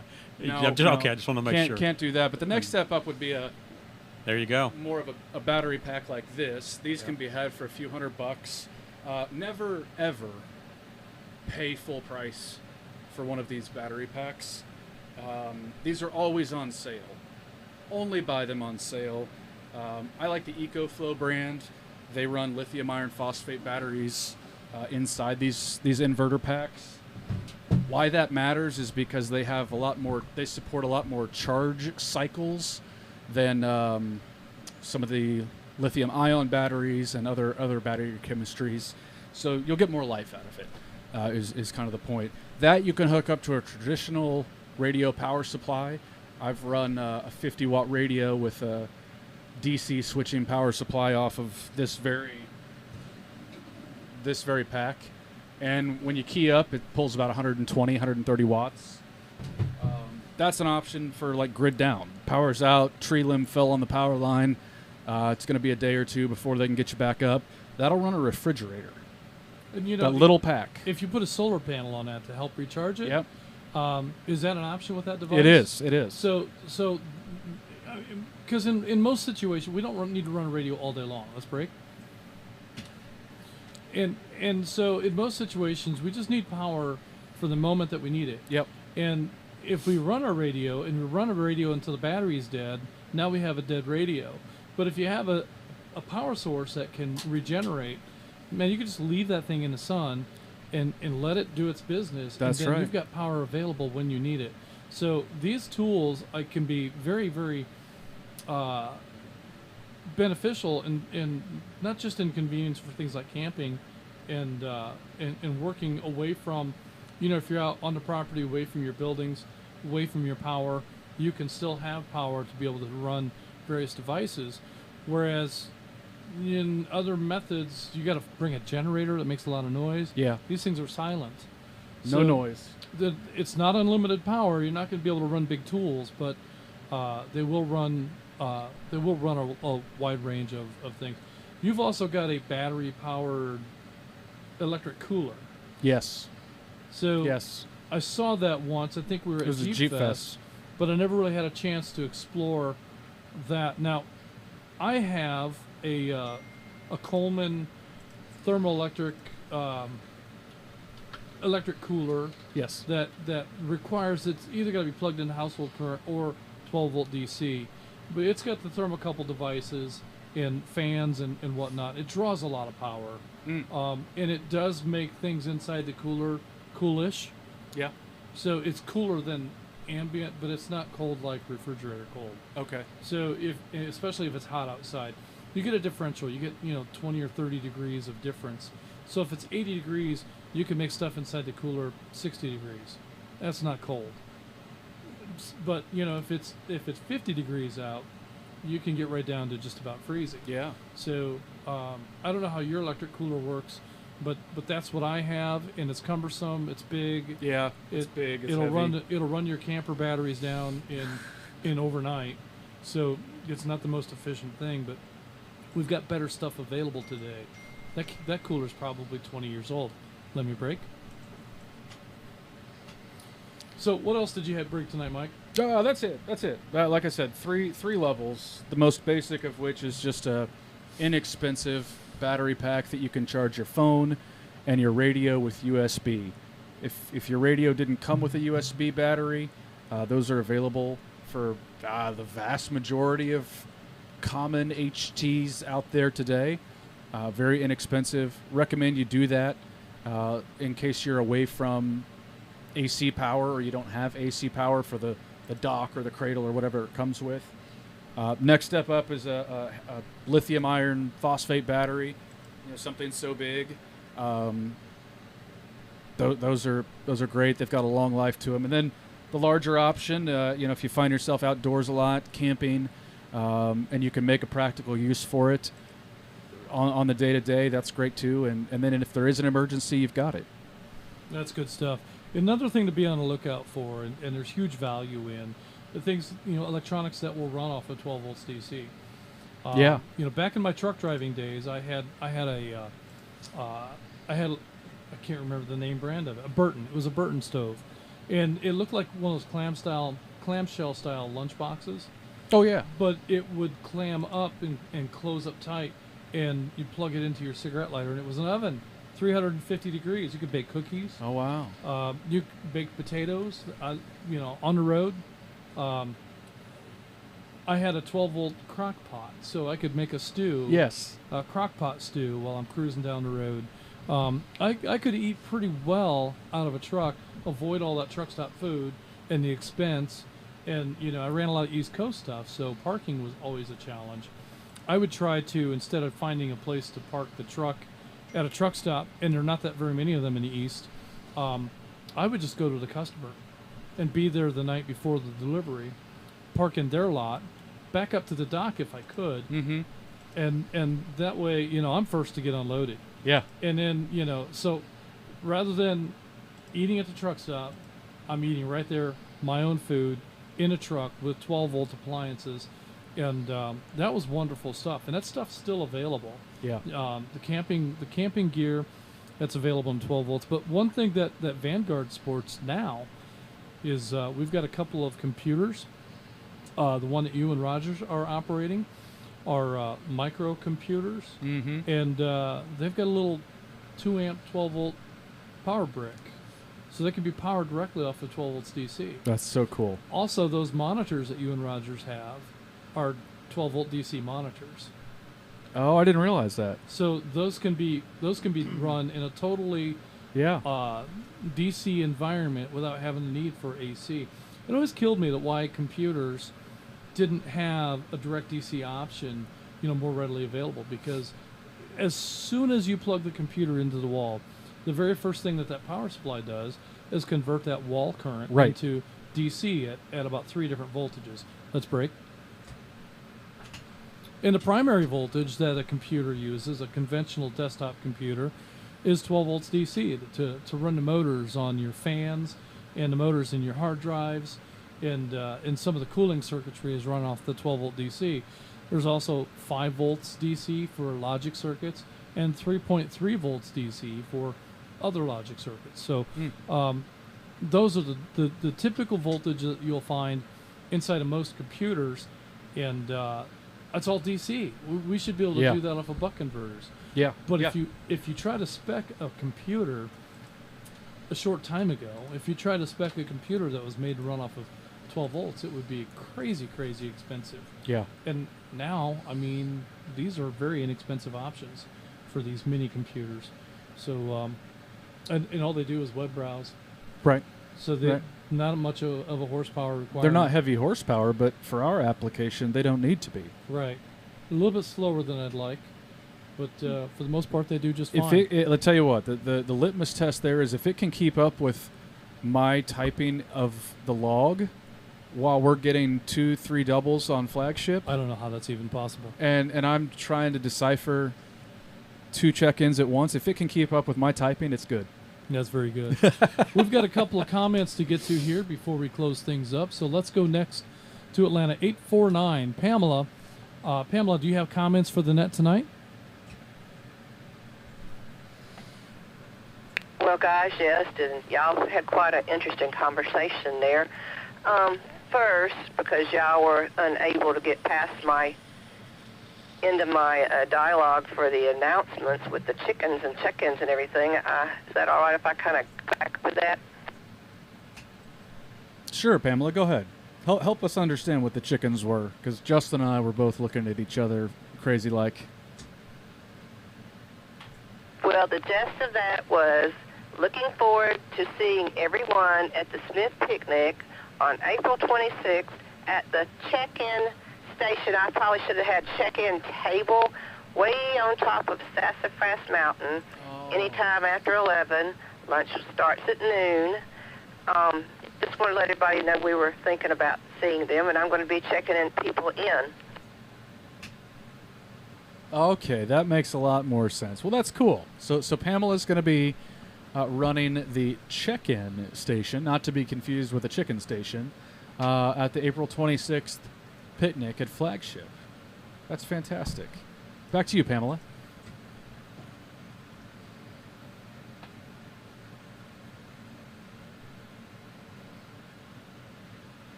Or Atlanta 849 Pamela for the brunch. I just didn't want to do the same copy CV. I just kind of put my own twist in it, but I will be checking everybody in and looking forward to seeing everybody also at our luncheons at Peachtree Corners. Break. Any questions?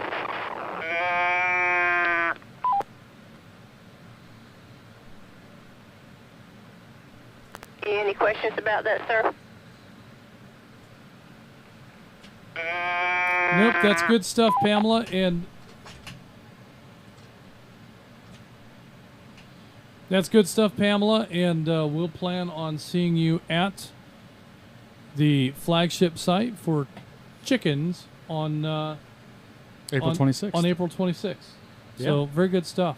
Yeah, I guess I didn't really have a chance to proofread that, and neither did Mike. So it kind of came up out of sideways there. One thing I have learned, and I guess I've known, but it just never occurred to me to say, but probably I should. Hobbit Communications will be at the cookout. Is he bringing the trailer up? They're going to be at the picnic. So I'm assuming the trailer's coming, but whether the trailer is there or not, there will be a table where you can bring your radio and have your Kenwood radio that you purchased from Hobbit. You can bring your radio, and we'll update the code plug to include the new repeaters for free at the picnic. That's fantastic. So will that have the new Buckhead repeater that we don't know about yet? Yeah, it'll have all of the non-existent repeaters and all of the existing repeaters. So excellent. It'll have both of them. I don't know if it's going to be in two banks. I don't know how the non-existent repeaters even work, but they're going to get added in there. All right. And yeah, so you'll be future proofed until the next non-existent repeater gets brought online. So if you've got a Kenwood radio from Hobbit Communications already, show up and get it updated for free, you said? Yes. That's the best price. Yeah. Yeah, so we're going to be updating radios on the Flagship site at the picnic. So definitely do that. Bring your radio, and plan on getting those additions to the code plug installed then and there. All right, we've got one more comment from Atlanta 420 William in Roswell. William, go ahead.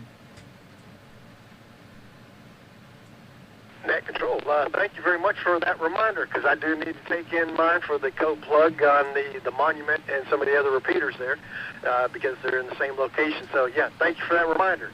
I sent you some pictures there of just some simple little ways of for power use there. You know, the lawnmower batteries with a little trickle charge, whether it's direct plug or a little solar one. That's a really inexpensive thing. They're only about $19 for a lawnmower battery, and less than $10 for even a solar trickle charger. They're great having as a little backup for especially the 20 to 25 watt GMRS radios there for backup power.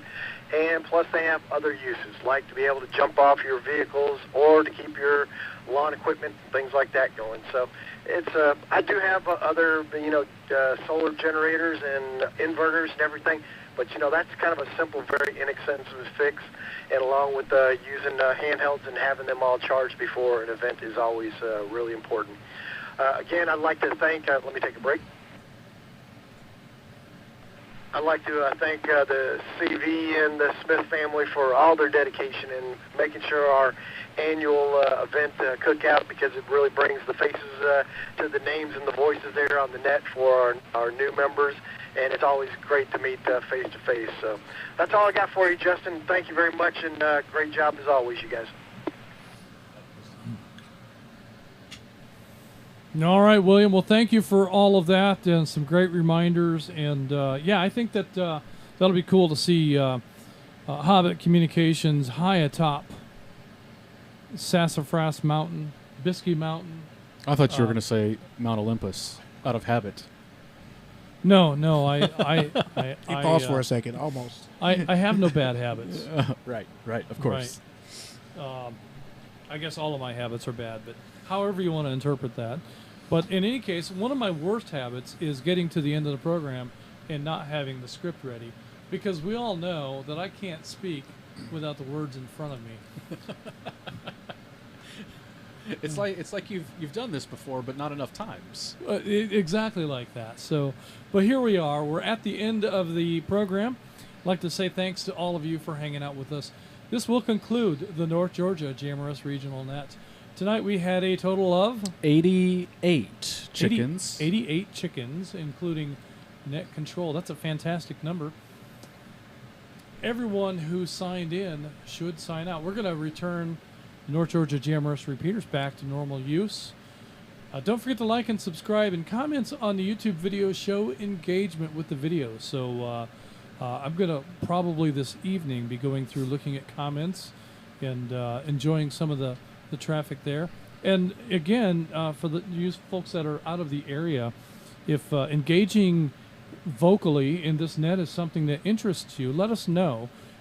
We have some ideas. I don't know how workable they are, but we'll be experimenting with some things and see if we can bring you into an engagement level of the net on Thursday nights. Let's see. Next week's net. I didn't look at that. Do you have that close?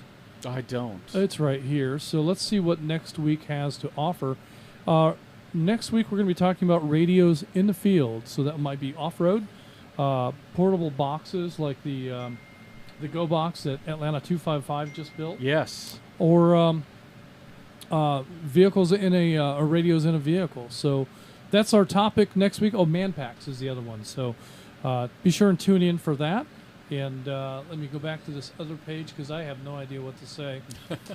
Thank you for allowing us to serve as your net control this evening. Good night, everyone. This is Atlanta 946, WQYR 514. My name is Justin. And this is WRWM 344, Blue Ridge 63. My name is Mike. And this is WSAL 368, Atlanta 263. My name is Rogers. And this is WRUB 711, Atlanta 519, the other Gary. And we are North Georgia GMRS Network. And we are clear. Good night, everyone. Good night.